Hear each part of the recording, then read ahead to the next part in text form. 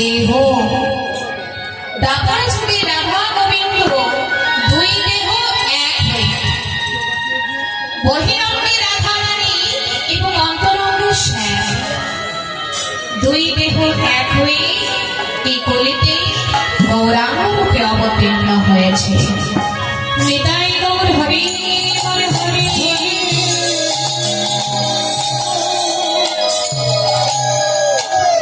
গৌর হরি কি করলে কলিহত জীবের দশা বলেন হেরে বললেন, হে কলিহত জীব তোরা নাম কর, নাম ছাড়া কোনো গতি নেই। তাই কি বললেন মা, প্রণমঃ বলেছিল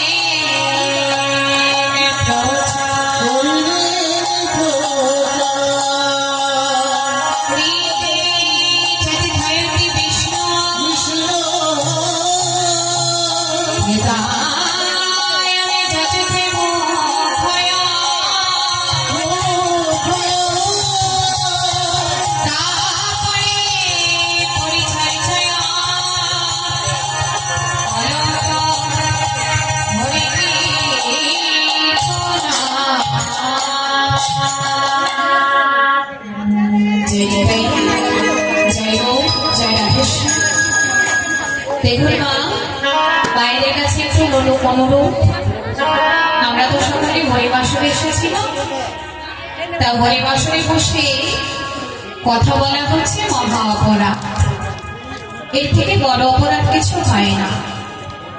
তাই যখন মা কষ্ট করেই আমরা আস্বাদন করতে এসেছি, সকলের কাছে অনুরোধ একটু ভালোভাবে শ্রবণ করুন, তাতে সকলেরই মঙ্গল হবে। তাই সকলের কাছে অনুরোধ মা, বেশিক্ষণ তো নয়, যতক্ষণ আস্বাদন করব মনোযোগ সহকারে আস্বাদন করব।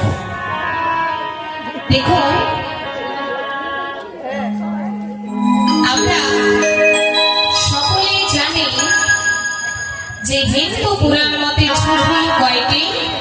চারটি। সত্যযুগ, ত্রেতা যুগ, দ্বাপর যুগ এবং হলো কলিযুগ। সত্যযুগে দেখুন মা, সত্যযুগে ভগবানকে লাভ করতে গেলে কি করতে হতো?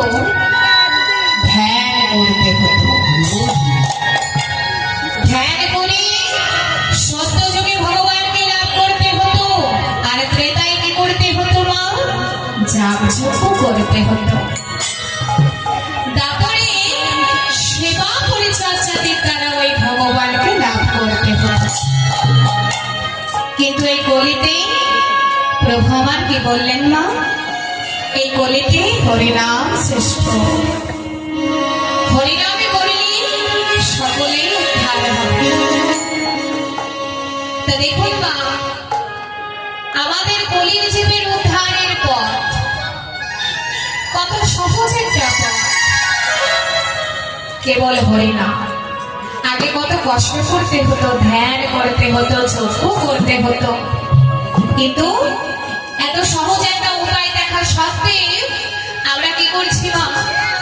আমরা কেউ কি হরিনাম করতে পারছি? আমরা কেউ বাড়িতে হরিনাম করি না, বেশিরভাগ জনই করি না। কলিযুগের অবস্থা কেমন দেখো, জোর করে বলাতে হয় একবার হরি বল বলো, আবার জোর করে বলাতে হয় মা যে একবার হাত দুটো তুলো।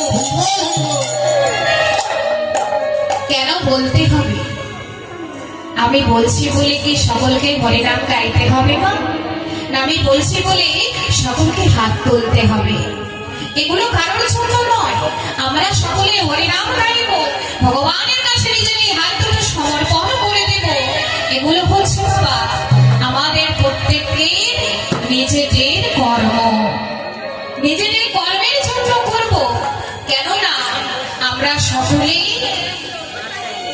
সকলেই ভগবানের কাছে প্রার্থনা করে এসেছি।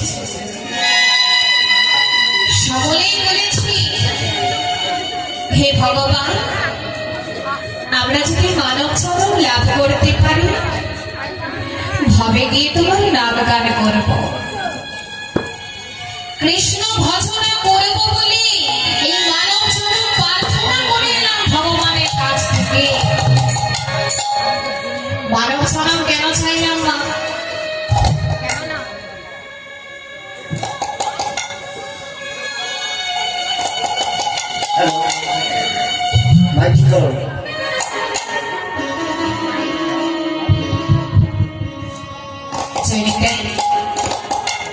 কেননা একমাত্র যদি মানব চরণ লাভ করতে পারি মা, এই বদন দিয়ে একটু ভগবানের নাম গান গাইতে পারবো, এই দেহ দিয়ে তার সেবা দিতে পারবো। এই যে আমরা ভগবানের কাছে মানব চরণ প্রার্থনা করলাম মা, ভগবানকে আমাদের সঙ্গে সঙ্গে মানব কুলে পাঠিয়ে দিলি। এর জন্য আমাদের কি করতে হয়েছে? শাস্ত্রে একটি কথা বলা হয়েছে যে দুর্লভ মানব চরণ। দুর্লভ মানে যা কিছু সহজে লাভ করা যায় না। 84 লক্ষ জনে ভ্রমণ করে তবে আমরা এই মানব চরণ লাভ করেছি। একবার একার কুলে জন্মগ্রহণ নিতে হয়েছে, কখনো জলের প্রাণী রূপে জন্মগ্রহণ করেছে, কখনো বৃক্ষরূপে জন্মগ্রহণ করেছি, কখনো কীটপতঙ্গ পোকামাকড় হয়েছে, পক্ষীরূপে জন্মগ্রহণ করে শেষে পশুকুলে জন্মগ্রহণ লাভ করে কর্ম অনুযায়ী তবে মানব জন্ম লাভ করতে পেরেছি। এই যে এত কষ্ট করে আমরা পৃথিবীতে এলাম মা, প্রত্যেককে ভগবানের কাছে কথা দিয়ে এলাম, হে ভগবান, ভবে গিয়ে তোমার ভজন সাধন করব। কিন্তু এই পৃথিবীতে এসে কি করলাম মা? এই পৃথিবীতে এসে এই মায়ার মধ্যে আবদ্ধ হয়ে আমার করতে করতে সকলে সেই ভগবানের দাস না হয়ে রইলাম মায়ার দাস। এটাই মোর হরি বলে হরি।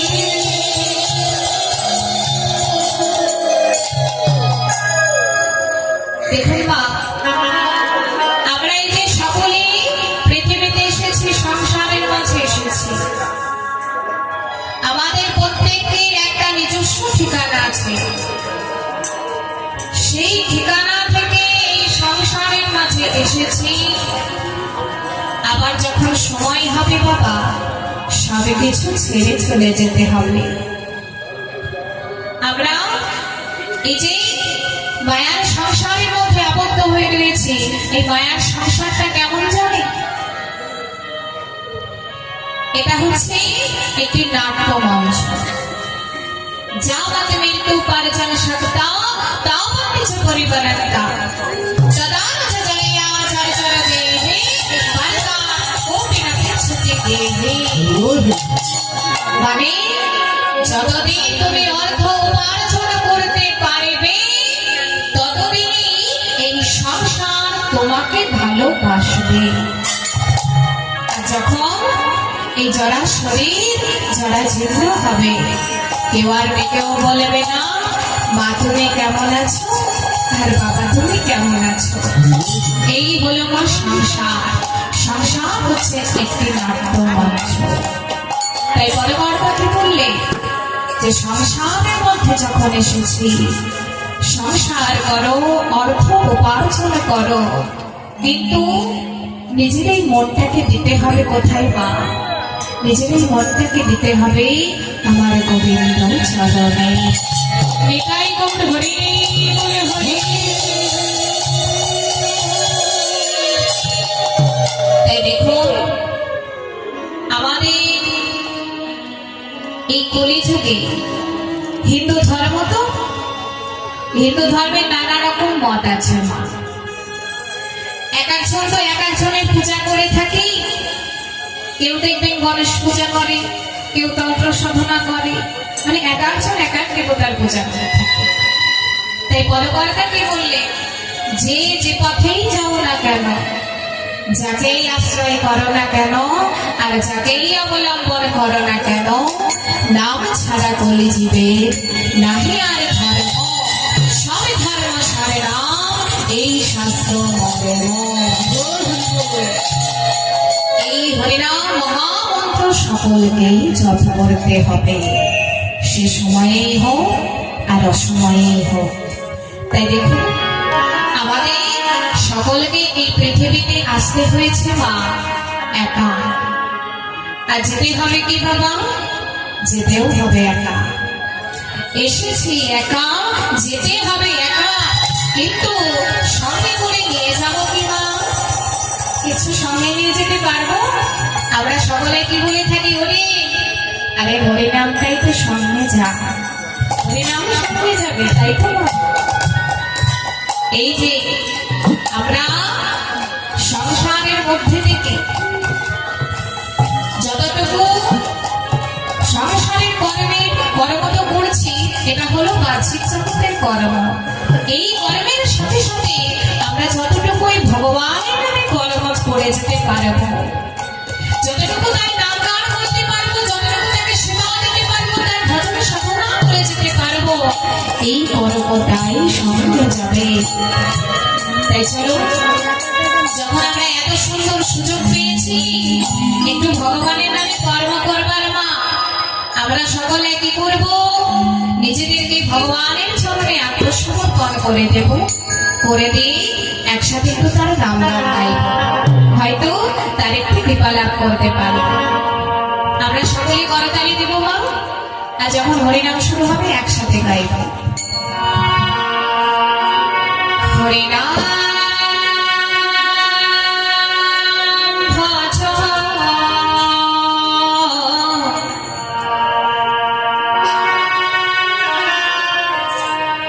হরিনামে জপ,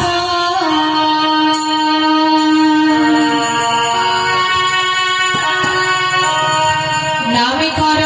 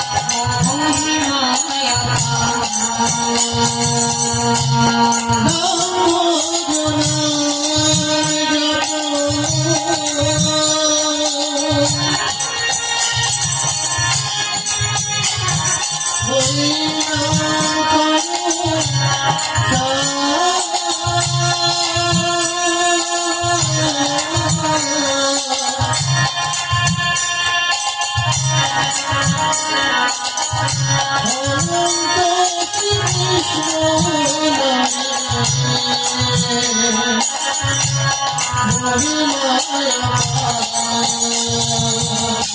হরে কৃষ্ণ হরে কৃষ্ণ কৃষ্ণ কৃষ্ণ